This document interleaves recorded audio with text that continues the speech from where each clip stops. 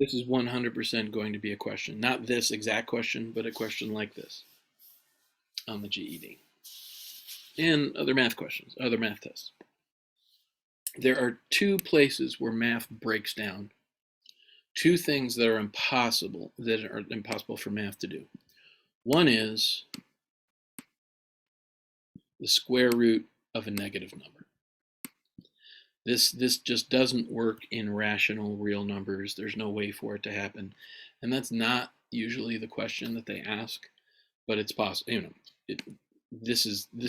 We'll get to know that the negative number inside that little house just doesn't work.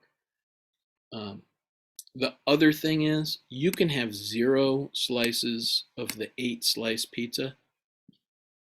If you show up and the pizza box is empty, that's the fraction.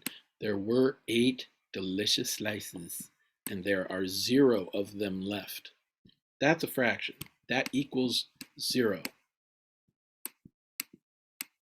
And that's me being hungry. What can't happen is 8 divided by 0. You can't have 8 pieces of a pizza that's divided by 0. Math breaks. The universe collapses on itself, and that number is undefined. So this is what we do when we see this kind of question. Okay, and I know you can't do it on the test. You can't write it on the screen like I'm doing. But when we see undefined, think of the word underlined.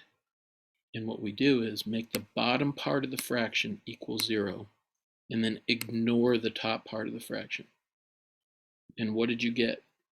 3 times a number we don't know has to equal 0, because that's what they're asking. What about x can't happen? X can't equal, and here's 4 choices. And what you can do is just plug in the choices. And if they ever do that, ones and zeros are the easiest one to work with. So I'm going to try good old 0. 3 times 0 equals 0. That is undefined, and that is our answer. So the strategy is, they say undefined, draw. I hate when it jumps like that. I wish Chrome and Mac would get it together.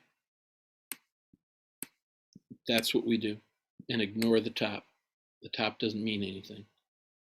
So 3 times something equals 0, and then we just plug in those numbers and figure out which one it is.